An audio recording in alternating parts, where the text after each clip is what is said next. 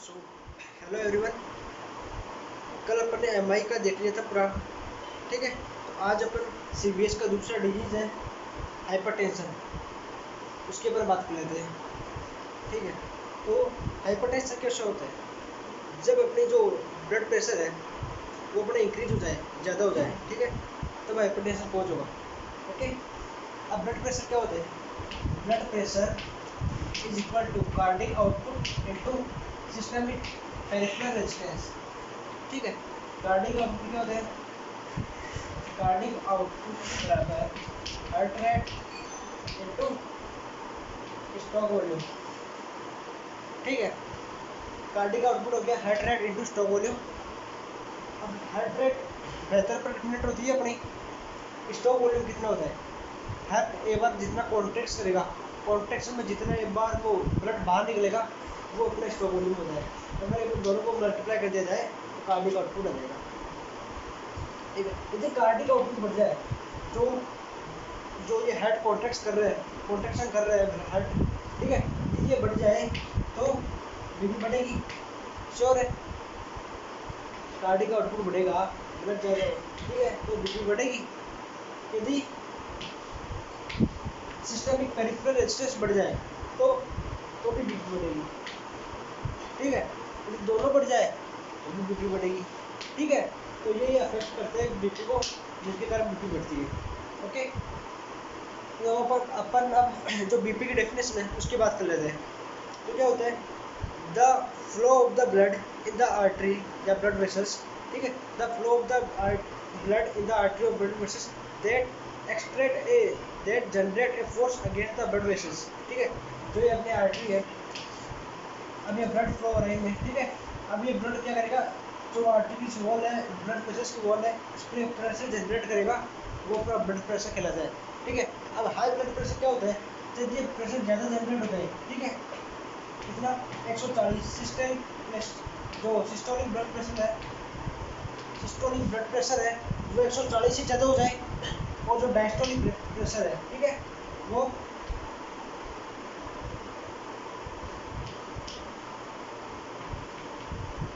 ठीक है, systolic blood pressure 140 mm से ऊपर हो जाए, और जो डायस्टोलिक ब्लड प्रेशर है 90 mm से ऊपर हो जाए, ठीक है। यदि ये कंटिन्यूटी बनी रहे, ठीक है, एक बार हो गया तो कोई दिक्कत नहीं, लेकिन ये कंटिन्यूटी बन रही है टाइम, मतलब बहुत देर तक ये ब्लड प्रेशर ऐसे रह रहे, ठीक है, तो अपन उसका हाइपरटेंशन बोलेंगे, ठीक है। तो ये आपका हाइपरटेंशन हो गया। जो अपनी नॉर्मल बीपी होती है, नॉर्मल बीपी होती है वो होती है 120 से 80 mmHg। तो ये अपने नॉर्मल जो ब्लड प्रेशर है वो हो गया। ये सिस्टोलिक ब्लड प्रेशर होता है, नीचे वाला डायस्टोलिक ब्लड प्रेशर होता है, ठीक है। जो उसकी यूनिट होगी mmHg, ठीक है।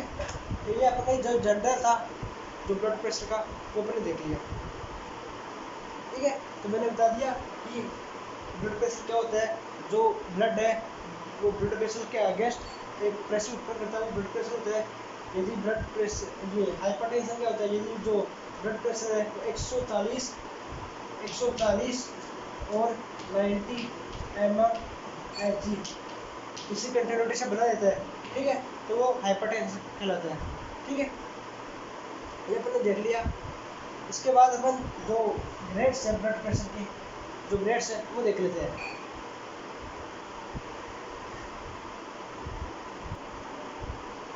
ठीक है। अब अपन ग्रेड्स की बात कर लेते हैं हाइपरटेंशन में। ओके। तो grades first, grade first hypertension.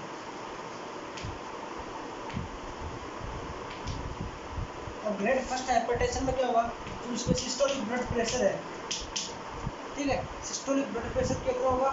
140 से 159 mmHg, ठीक है। सिस्टोलिक ब्लड प्रेशर 140 से 159 mmHg हुआ। इसमें डायस्टोलिक ब्लड प्रेशर,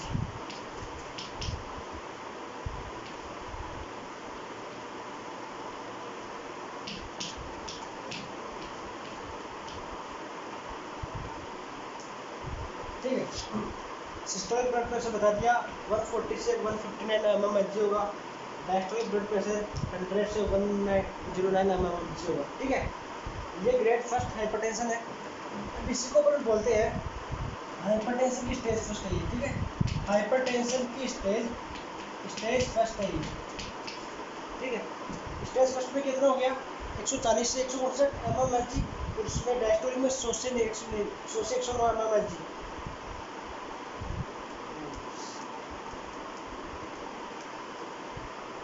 सॉरी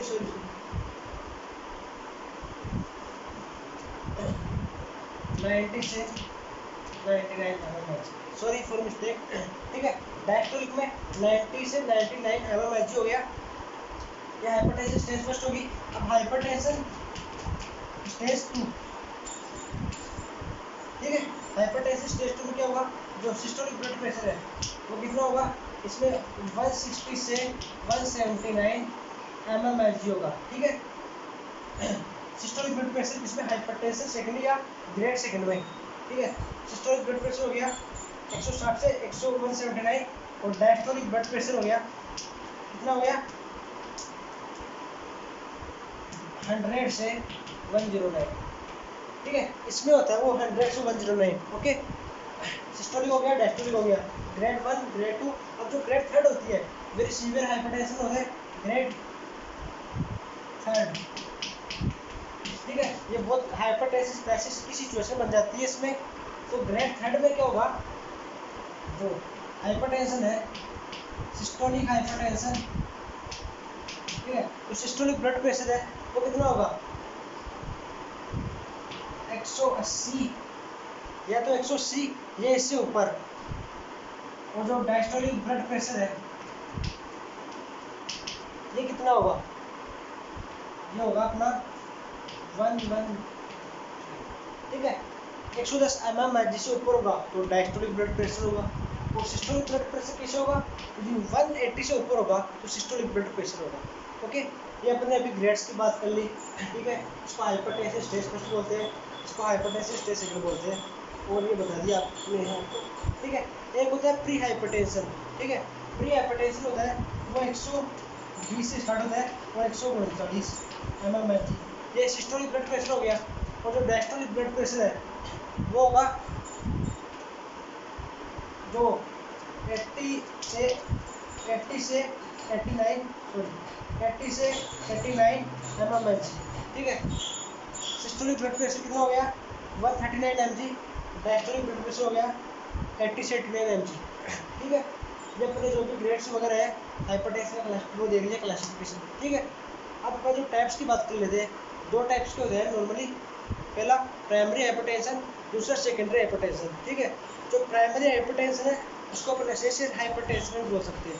तो बोलते हैं ये मोस्ट कॉमन हाइपरटेंशन होता है, जो 80 से 85% जो लोग हैं उनमें यही हाइपरटेंशन होता है। इसका क्या है, जो डिजीज और डिसऑर्डर है वो उसका कोज नहीं होता, इसका कोज एज वगैरह हो सकता है, कोई स्ट्रेस वगैरह हो गया, ठीक है। क्रोनिक अल्कोहल के कारण जो इंक्रीज एज ओबेसिटी हो गई, ठीक है। ये नॉर्मली कॉज मानी जाती है इसका कोई डिसऑर्डर या डिजीज को इसका पर्टिकुलर रीजन नहीं है, ठीक है नहीं इसका रीजन। और जो हाइपरटेंशन सेकंड है उसका जो रीजन है वो क्यों होता है, वो डिसऑर्डर और डिजीज के कारण ही होता है, वो मेनली 10 से 15% के बीच व्यक्तियों में होते हैं, ठीक है। तो ये टाइप्स थे हाइपरटेंशन के। अब अपन एटियोलॉजी हाइपरटेंशन फर्स्ट की और पैथोफिजियोलॉजी देख लेते हैं, फिर अपन हाइपरटेंशन सेकंड की एटियोलॉजी और पैथोफिजियोलॉजी देख लेंगे, ठीक है।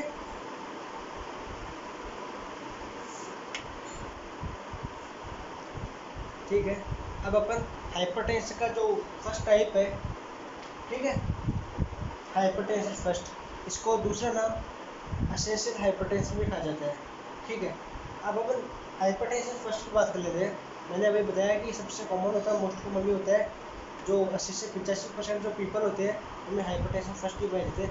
अब अपन इसकी एटियोलॉजी की बात कर लेते हैं और साथ साथ में इसकी पैथोफिजियोलॉजी भी अपन देख लेंगे, ओके। तो सबसे पहला फैक्टर है इसका एज, ठीक है। अब जैसे जैसे व्यक्ति की एज बढ़ेगी धीरे धीरे, ठीक है, एज इंक्रीज होगी आपकी, तो जो ब्लड प्रेशर्स है, ठीक है, उनकी जो इलास्टिसिटी है, ठीक है, वो इलास्टिसिटी, ठीक है, इलास्टिसिटी वो डिक्रीज हो जाएगी, ठीक है। पहला तो इलास्टिसिटी डिक्रीज हो जाएगी, सेकंड नंबर जो डायमीटर है, ठीक है, वो भी चेंज हो सकते हैं, ठीक है। यदि इनका इलास्टिसिटी डिक्रीज हो गई, ठीक है, या ब्लड वेसल्स थी, ठीक है, इलास्टिसिटी डिक्रीज हो गई, डायमीटर कम हो गया, डायमीटर पहले इतना था अब इतना हो गया, ठीक है, अब इतना हो गया, इतना हो गया, ठीक है। अब ब्लड सप्लाई के लिए इसको जो वे है वो प्रॉपर नहीं मिल पा रहा, ठीक है। अब वे प्रॉपर नहीं मिल पा रहा तो क्या होगा, ये इस पर प्रेशर जनरेट करेगी, ठीक है, जाने के लिए प्रेशर जनरेट करेगी, दैट्स कॉल्ड हाइपरटेंशन, ठीक है। तो एज के अनुसार इस हिसाब से हाइपरटेंशन होता है। सेकंड अपन देखते हैं स्ट्रेस।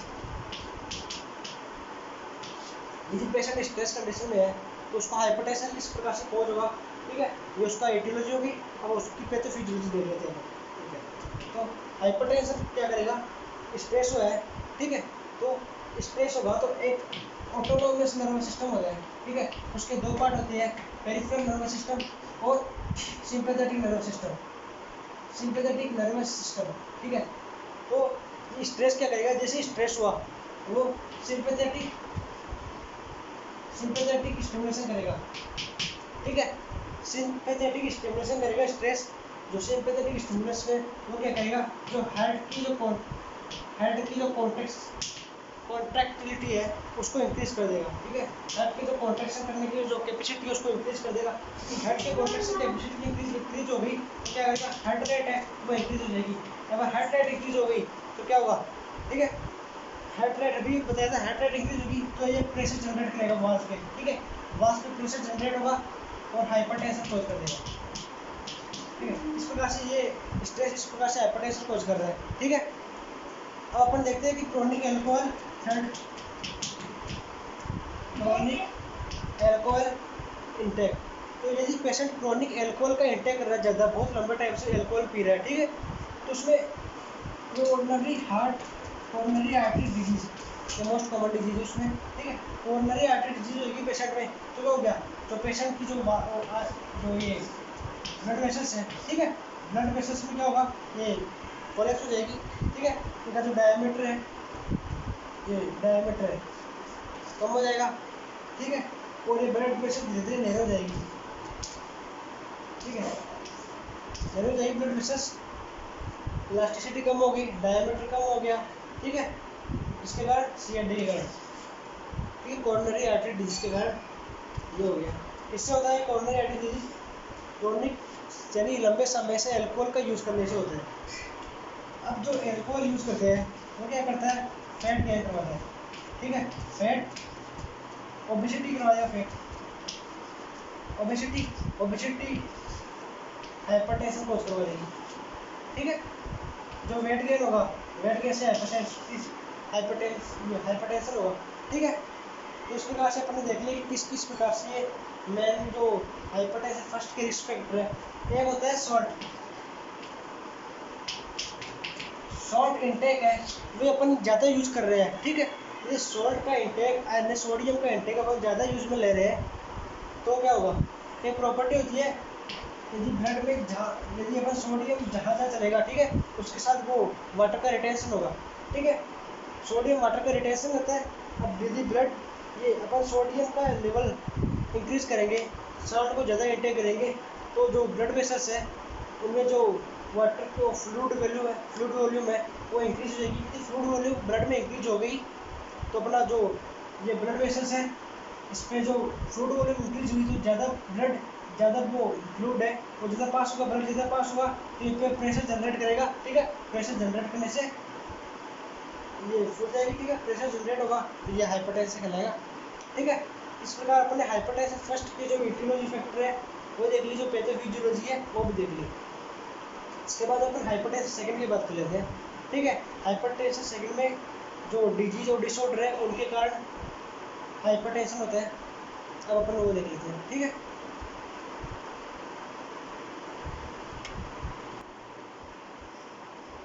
ठीक है फ्रेंड्स, हमने हाइपरटेंशन फर्स्ट देख लिया था।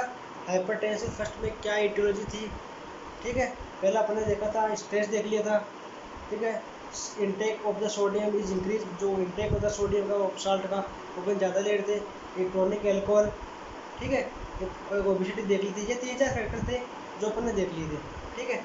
अब अपन जो हाइपरटेंशन सेकंड है हाइपरटेंशन सेकंड है। उसकी जो एटियोलॉजी है बस पहले फिर कर लीजिए, दोनों साथ साथ देखते जाएंगे पिछली बार की तरह, ठीक है। तो पहले इसमें है कार्डियोवैस्कुलर डिजीज।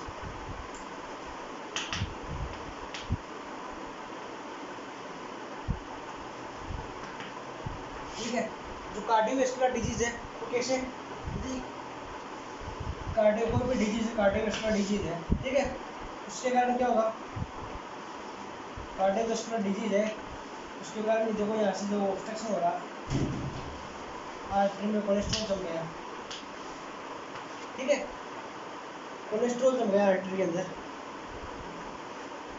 आर्टरी की जो वाल्स है वो थिक हो गई उसके कारण, कोलेस्ट्रॉल के कारण, ये क्या है, कार्डियोवैस्कुलर डिजीज है। तो थिक होने के कारण जो ब्लड सप्लाई है वो इम्प्रॉपर हो गई, ब्लड सप्लाई अच्छे से नहीं हो पा रही है इनकी, ब्लड सप्लाई अच्छे से नहीं हो पाएगी तो क्या होगा, तो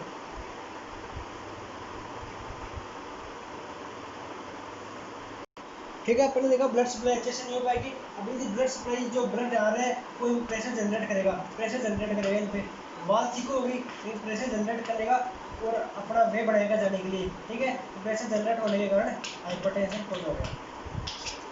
ओके, अब इसका जो सेकंड फैक्टर है, सेकंड डिजीज है रीनल डिजीज या रीनल डिसऑर्डर, रीनल डिसऑर्डर, ठीक है।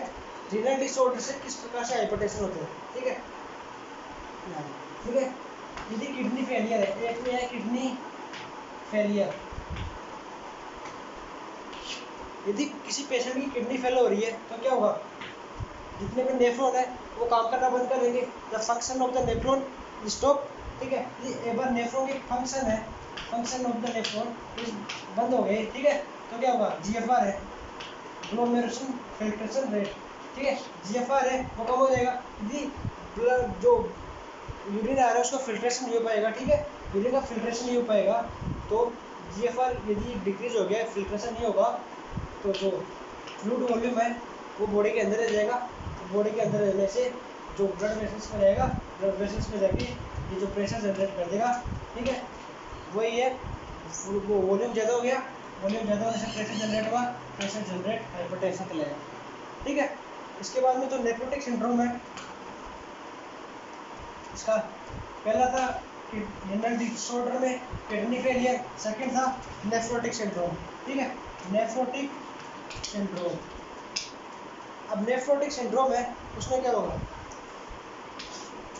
जो नेफ्रॉन्स है, ठीक है, नेफ्रॉन्स है वो सारे डैमेज हो जाएंगे, ठीक है, डैमेज होने से क्या होगा, जो उनकी जो ब्लड प्रोटीन है, ठीक है, ब्लड प्लाज्मा प्रोटीन होती है ना, प्लाज्मा में कौन सी प्रोटीन होती है, ब्लड प्लाज्मा में एल्ब्यूमिन, ठीक है, अब एल्ब्यूमिन का लेवल, एल्ब्यूमिन है उसका लेवल डिक्रीज हो जाएगा, ठीक है, एल्ब्यूमिन क्या करती है, ऑर्गोटिक प्रेशर बढ़ाए रखती है, ठीक है, अब ऑर्गोटिक प्रेशर डिक्रीज हो जाएगा तो क्या होगा, जो भी वो ब्लड का जो भी वो वॉल्यूम है ब्लड में, ठीक है, प्लाज्मा का, वो बाहर आ जाएगा, एक्स्ट्रा सेलुलर स्पेस में आ जाएगा, जिसको थर्ड स्पेस बोल देंगे, एक्स्ट्रा सेलुलर स्पेस में आने से ये हाइपरटेंशन कॉज कर देगी, ठीक है।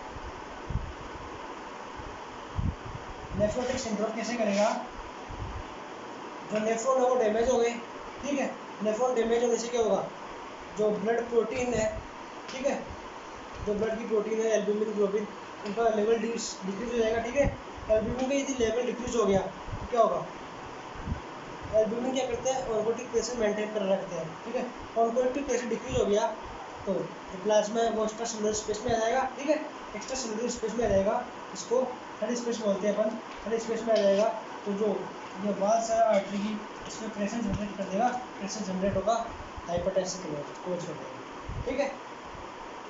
कार्डियोवैस्कुलर डिजीज देख ली थी, आर्टरी या ब्लड वेसल्स किसी भी कंडीशन के कारण नैरो हो जाए, नैरो होने से जो ब्लड है वो आर्टरी पर फोर्स करेगा, रीनल डिसऑर्डर देख लिया था। अब अपन देखते हैं एंडोक्राइन डिसऑर्डर, ठीक है, एंडोक्राइन डिसऑर्डर में क्या था, ये एंडोक्राइन डिसऑर्डर में क्या था, कुशिंग सिंड्रोम, ठीक है, क्या होता है, कुशिंग सिंड्रोम, सुना होगा आपने नाम, कुशिंग सिंड्रोम, ठीक है, कुशिंग सिंड्रोम होता है, ठीक है, कुशिंग सिंड्रोम क्या करता है, ये एक बार कुशिंग सिंड्रोम हो गया तो क्या, कोर्टेक्स जो हार्मोन है, कोर्टेक्स हार्मोन है उसका लेवल है वो इंक्रीज कर देगा, ठीक है। कोर्टेक्स का हार्मोन का लेवल है वो इंक्रीज कर देगा। अब जो कोर्टेक्स हार्मोन है उसमें कौन कौन से हार्मोन आते हैं, मिनरलोकॉर्टिकॉइड, मिनरलोकॉर्टिकॉइड और glucocorticoid, glucocorticoid, mineralocorticoid and glucocorticoid. Glucocorticoid का सेकंड नाम है एल्डोस्टेरोन, ठीक है। अब यदि एक बार इनका लेवल जो इंक्रीज हो गया, एल्डोस्टेरोन का लेवल इंक्रीज हो गया, आपको बताइए एल्डोस्टेरोन का लेवल इंक्रीज होगा तो वो आगे क्या करेगा, जो Na है और जो सोडियम एंड H2 है उसका रिटेंशन करेगा, ठीक है। इसका रिटेंशन करेगा, वही जो वॉल्यूम ऑफ द ब्लड है, वॉल्यूम ऑफ द फ्लूइड है वो बढ़ जाएगा, ठीक है। एक्सेसिव वॉल्यूम, हाइपरवोलेमिया, हाइपरवोलेमिया क्या करेगा, प्रेशर कॉज करेगा, आर्टरी वेल पे ब्लड वेसल्स को प्रेशर कॉज करने से हाइपरटेंशन कॉज कर देगा, ठीक है। जो ये कैसे करता है, एक सिस्टम लिखा था RAS, यानी एंजियोटेंसिन, एंजियोटेंसिन यानी एंजियोटेंसिन, एंजियोटेंसिन, ठीक है, RAAS। इसमें अपन ने देखा था किससे, इसमें अपन आगे देख लेंगे अभी किस प्रकार से एंजियोटेंसिन फर्स्ट, एंजियोटेंसिन सेकंड में कन्वर्ट होता है, ठीक है। लीवर से एक एंजाइम आता है रेनिन जिसके द्वारा एंजियोटेंसिन फर्स्ट, एंजियोटेंसिन सेकंड में कन्वर्ट होता है। फिर एक लंग से एंजाइम आएगा एंजियोटेंसिन कन्वर्टिंग एंजाइम ACE, ठीक है।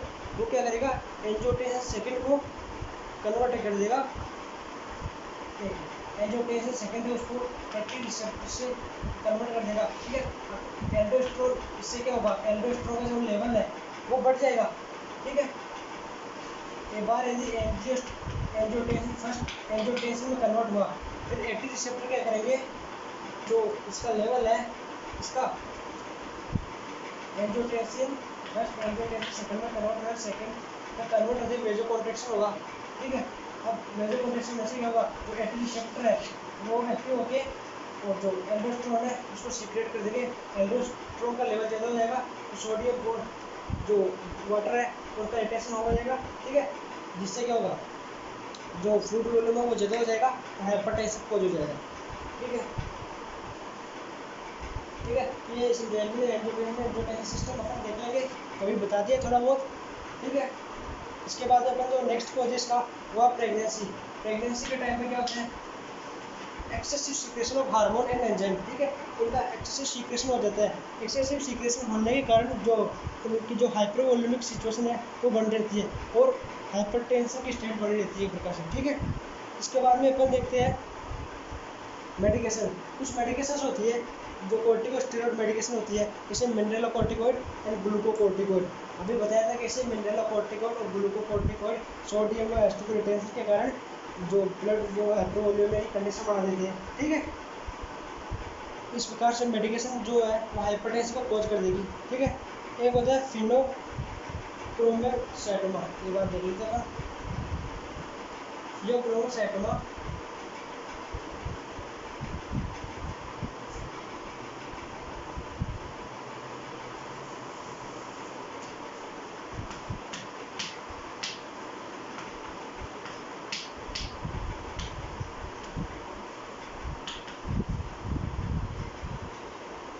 ठीक है।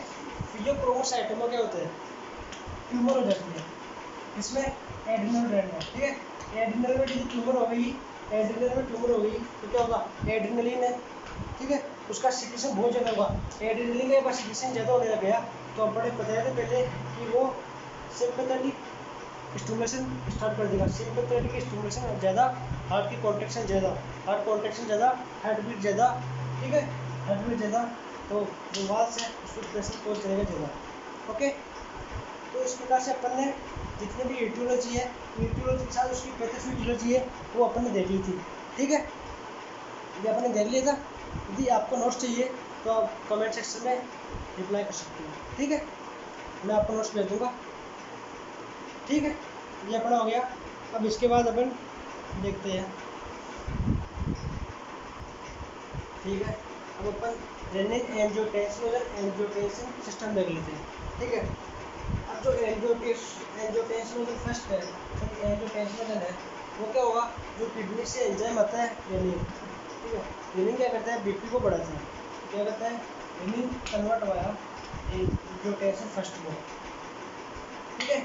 एंजियोटेंसिन फर्स्ट में कन्वर्ट हो गया, लंग्स से एंजाइम है एंजियोटेंसिन कन्वर्टिंग एंजाइम, इसको एंजियोटेंसिन सेकंड में कन्वर्ट कर दिया, ठीक है।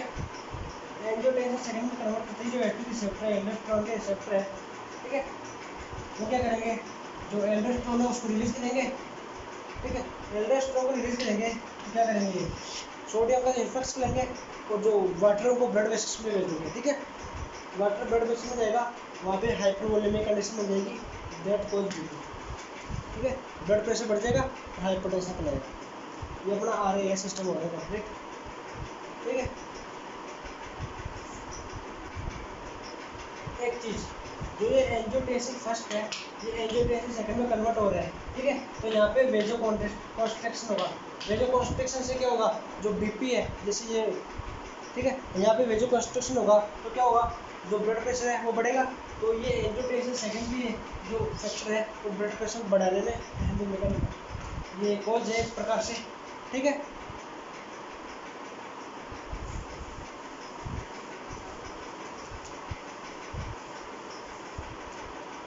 साइंस और सिम्टम की बात कर लेते हैं इसके बाद में। तो साइंस और सिम्टम है, जैसे नॉर्मली जो पेशेंट होते हैं उसमें हाई बीपी होने के कारण साइलेंट डेथ हो जाती है उसकी, ठीक है। लेकिन कई पेशेंट होते हैं, बहुत पेशेंट में डेथ हो जाती है, और जो कई पेशेंट होते हैं उनमें क्या होता है, सबसे पहले तो अपन हेडेक,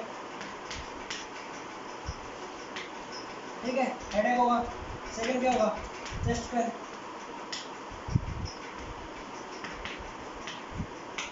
होगा, नोजिया होगा, वॉमिटिंग होगी, ठीक है। चेस्ट पेन, नोजिया, वॉमिटिंग होगी। जो यूरिन है उसमें ब्लड आएगा, ब्लड ये इसके सिम्टम्स हो रहे हैं, ठीक है। जो हार्ट बीट है वो इरेगुलर हार्ट बीट हो गई, ठीक है। हार्ट बीट इरेगुलर होगी, फटीग, थकावट हो जाएगी व्यक्ति को, ठीक है। चेस्ट पेन हो गया, हेडेक हो गया, नोजिया, वॉमिटिंग, ब्लड यूरिन। एक जो ब्रीथिंग है, शॉर्ट ब्रीथिंग हो जाएगी, डिस्पेनिया हो जाएगा, ब्रीथलेस है ना,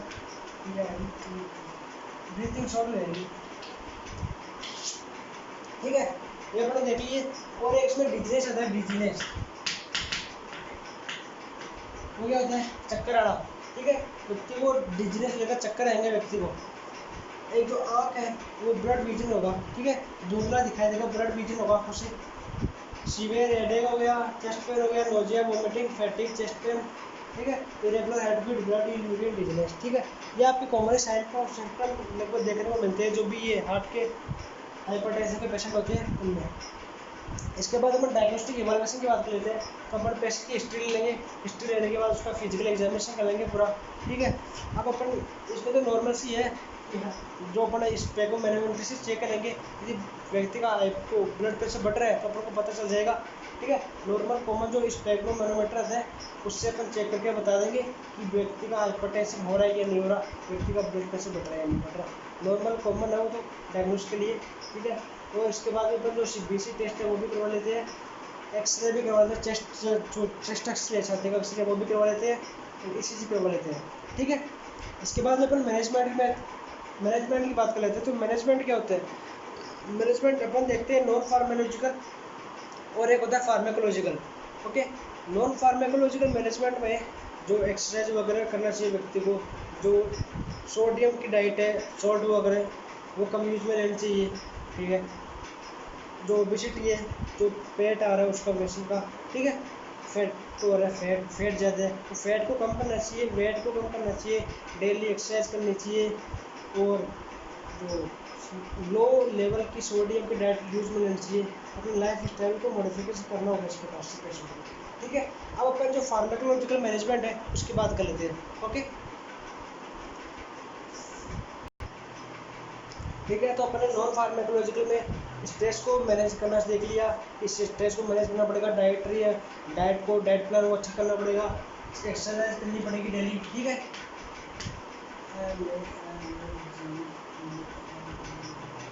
मेडिकल मैनेजमेंट में क्या होगा, मेडिकल या फार्माकोलॉजिकल मैनेजमेंट, ठीक है। इसमें सबसे पहले अपन देखते हैं डायूरेटिक्स, ठीक है। डायूरेटिक्स लेते हैं, एग्जांपल देख लो इसमें सबसे पहले फुरसेमाइड, ठीक है। सेकंड इसका है क्लोरोथियाजोलिन,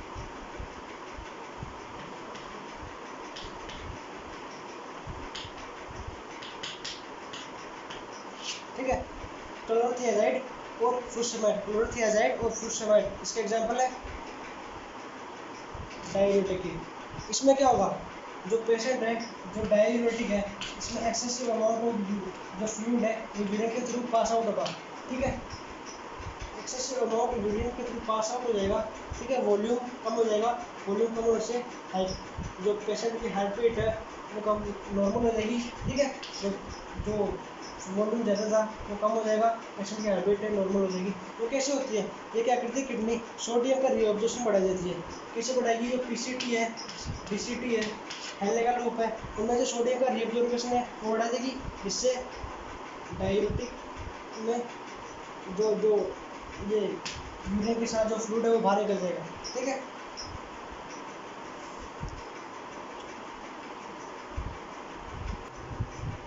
ठीक है, नेक्स्ट है अपना बीटा ब्लॉकर्स। तो बीटा ब्लॉकर्स क्या होता है, एग्जांपल देखो अपन इसके, एटिनॉल,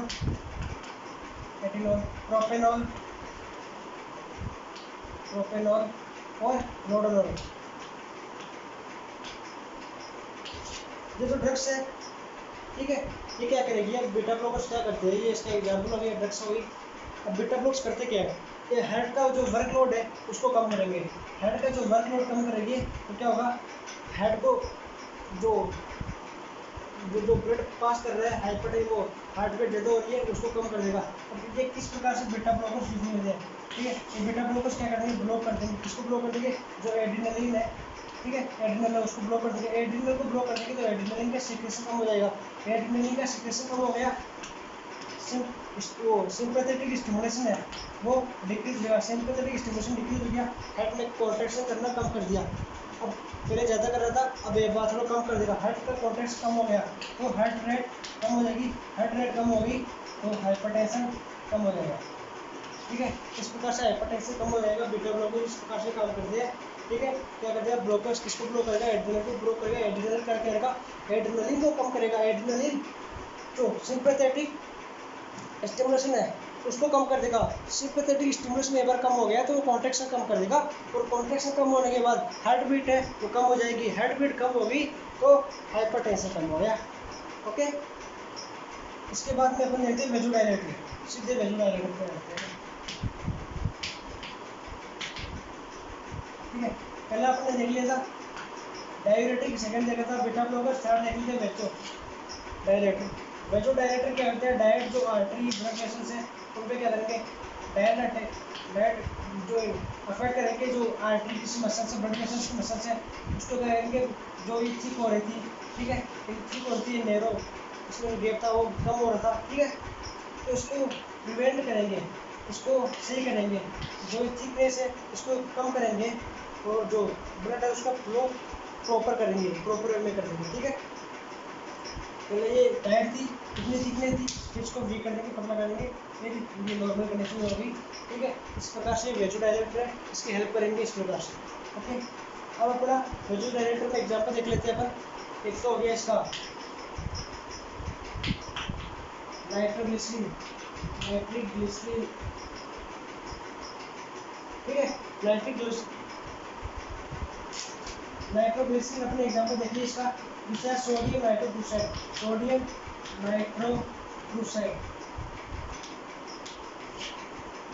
ठीक है। नाइट्रोग्लिसरीन हो गया, सीधा वेजोडाइलेटर करेगा, ठीक है। और जो सोडियम नाइट्रोक्लोराइड है वो भी वेजोडाइलेशन का काम करेगा, okay.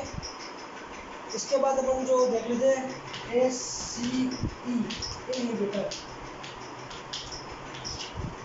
Angiotensin converting enzyme. Angiotensin converting enzyme inhibitor के रूप में कैसे काम करेगा, ठीक है।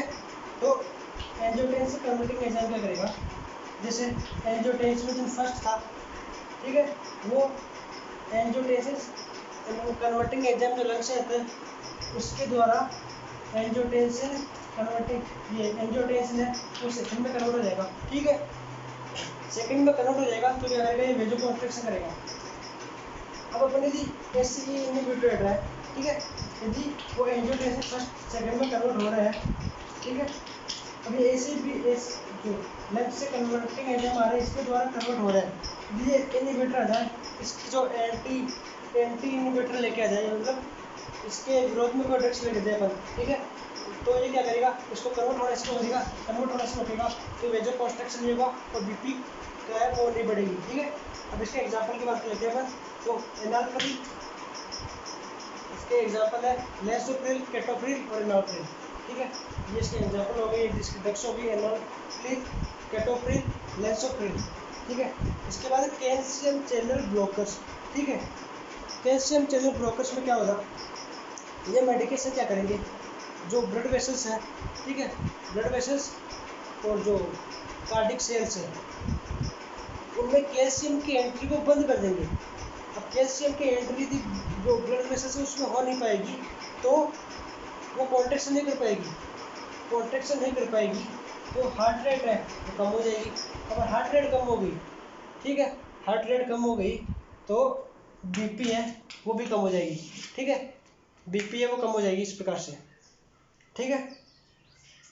यदि इसके एग्जाम्पल की बात कर लेते हैं तो एम्प्लोडिन हो गया, निफेडिन हो गया, ठीक है, ये इसके एग्जाम्पल्स हैं एम्प्लोडिन और निफेडिन्स, ठीक है, ये हो गया लगभग अपना टॉपिक। और ये कहते हैं कॉन्ट्रा इंडिकेशन में काम लेते हैं अपन।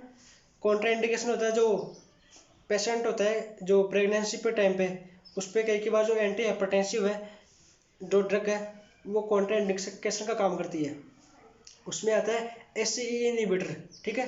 अब भैया अपन ने देखा एससीई इनहिबिटर वो क्या करेगी, एससीई इनहिबिटर जो प्रेग्नेंट वुमेन्स है उसमें कॉन्ट्राइंडिकेशन का काम करेगी और जो फिटस है उस पर साइड इफेक्ट करेगी, ठीक है, ठीक है। जो क्या होता है फिटस पे उस पर प्रभाव पड़ेगा, कैसे पड़ेगा, जो प्लेसेंट है उसके थ्रू ड्रग्स के साइड इफेक्ट फिटस पर भी जाएंगे और जो प्रेग्नेंट लेडी है उसमें ड्राई कफ होगा, ये उसका साइड इफेक्ट है, ठीक है। तो ये अपन ने हाइपरटेंशन को देख लिया पूरा, ठीक है। Best of the luck.